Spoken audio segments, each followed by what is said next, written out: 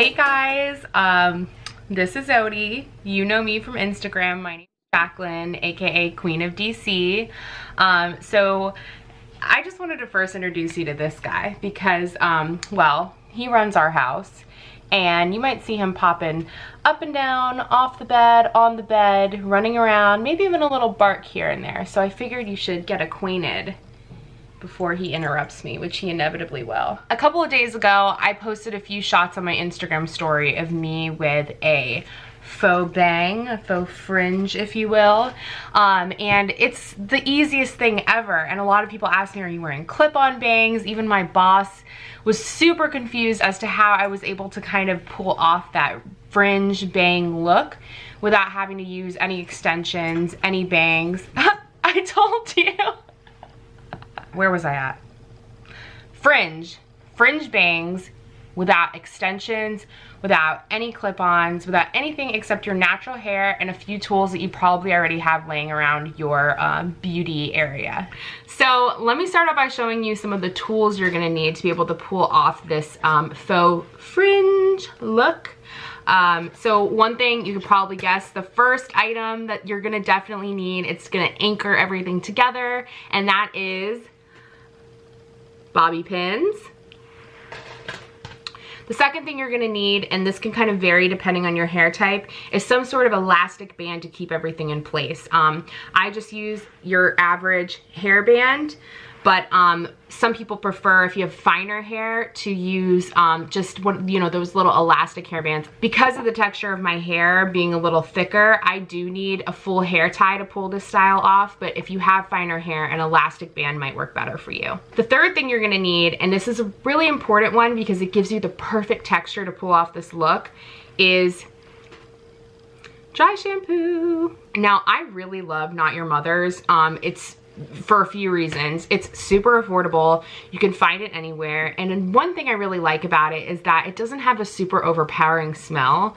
There's nothing I can't stand more than a dry shampoo that I can smell it whenever I whip my hair around. That's just a personal preference. I don't really love smells. So the Clean Freak has a very clean, very nice, very mild scent. So this is gonna work perfectly for you if you like that, but any dry shampoo will do. This is just my recommendation. The next thing you're gonna need is plain old hairspray. I love Quick Dry 18 by Redken. Obviously, lost my cap, sure you can relate. But Quick Dry 18 is just, it literally dries quickly and has a really nice hold to it. So that's why that one's my favorite. And then not everyone is gonna need the next item, but it's really important for me because of the type of hair that I have. I'm 100% Cuban. So for my hair, I have very coarse hair at the root. I'm sure you can see, kind of frizzy and coarse. So an edge brush has this nice comb end as well as the bristle end, and edge control. I'm using 24-Hour Edge Tamer by Ebin, New York. But if you use the Got to Be Yellow or any other product that you prefer for edge control, that's gonna work just fine for this.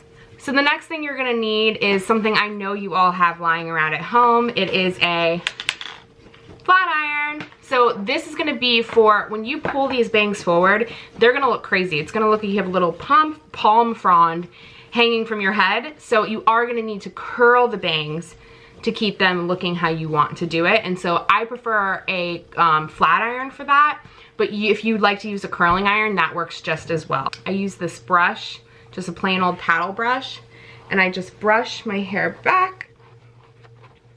For me, I need to do it pretty high so that if you flip it over, you can kind of see where it hits. I have to do it about pretty much the top of my head, but if you have longer hair, this might be different for you. You might want to set it a little bit farther back.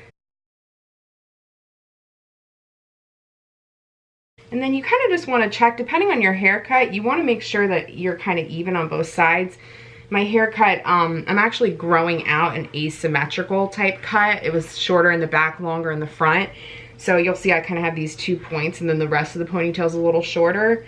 That's normal if you have my type of haircut, but you'll just kind of want to play with it depending on how your hair is cut.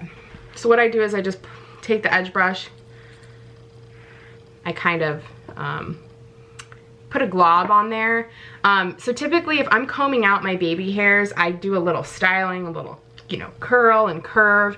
For this, you just really want your hair to be all the way back to your head because you don't want any sort of baby hair action showing through underneath the bang. You want it to be as smooth as possible, and you'll see what I mean once we start pulling the bang forward. So that's looking good. And then I kind of just give it a little spritz with the hairspray. Just a little spritz. And then comb it again, comb it back. And just focus on the front of your hair right now. If you want to smooth out the rest after that, that's something you could do at the end once you have the bangs going.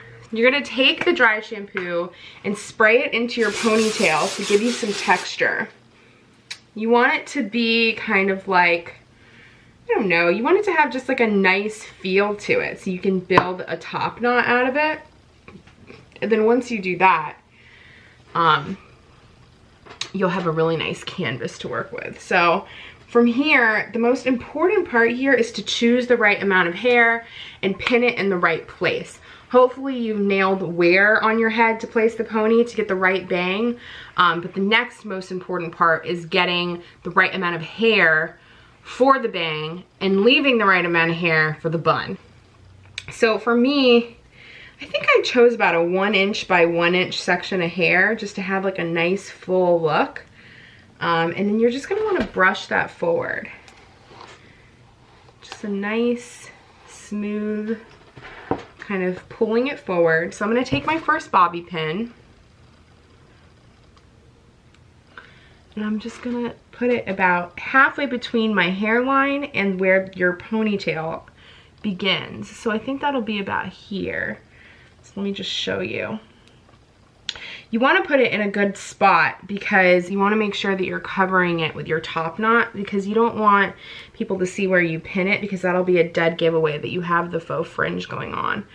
I mean, I think, honestly, people were so bewildered by how I pulled off the faux fringe. I don't even think people would notice how I did it, but if you're a perfectionist, which I can be sometimes, I'm just touching up the edges with my edge brush.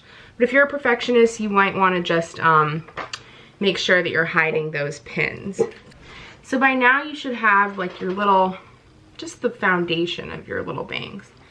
And you're going to take your flat iron and you're going to curl them so that you have that nice look. And then just make sure you spread them out kind of nicely. That looks pretty good for now. It doesn't have to be perfect at this point, just you need your foundation. So then you're going to want to take the remainder of your ponytail, brush it out, and then divide it into 2 equal-sized pieces, like this. And then you take the first piece. This part's actually really simple, and it's kind of the most fun part because it gives you the creativity to kind of form how you want your bun to look. But I take this piece, I wrap it around, and then I take a pin and I pin it like so. Kind of pin it right at the top of your head. And it's okay if there's kind of like a little tail. We'll fix that at the end. And then take the other kind of hanging piece, flatten it out. You can even brush it again if you like to make sure it's nice and smooth. And then wrap that part. And you can kind of play with it and spread it out, like as if you're spreading out kind of a braid, but no braid. And you just wrap it around like this and then pin it on the other side like this. So you can kind of already see the top knot has formed. And then you're just going to want to look for any loose pieces. I have one here and I have another one here, and you're going to want to take your last couple bobby pins and pin them so that it looks really clean.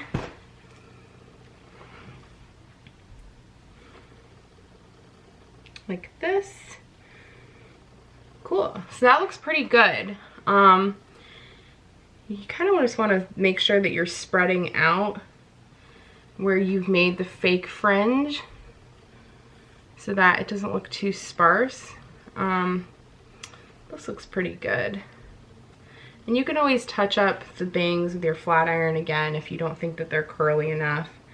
But if you want at this point, this is a good time to kind of go around your head, all the way around the perimeter of your head, and make sure that your edges are really clean and smooth. So you can kind of brush the bangs to the side, take some hairspray, spray it, use your edge brush, and just kind of pull it back, clean it up, go all the way around your head.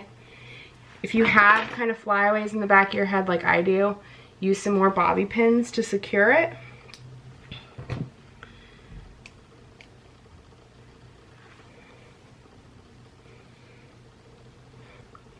Put the bangs back in place.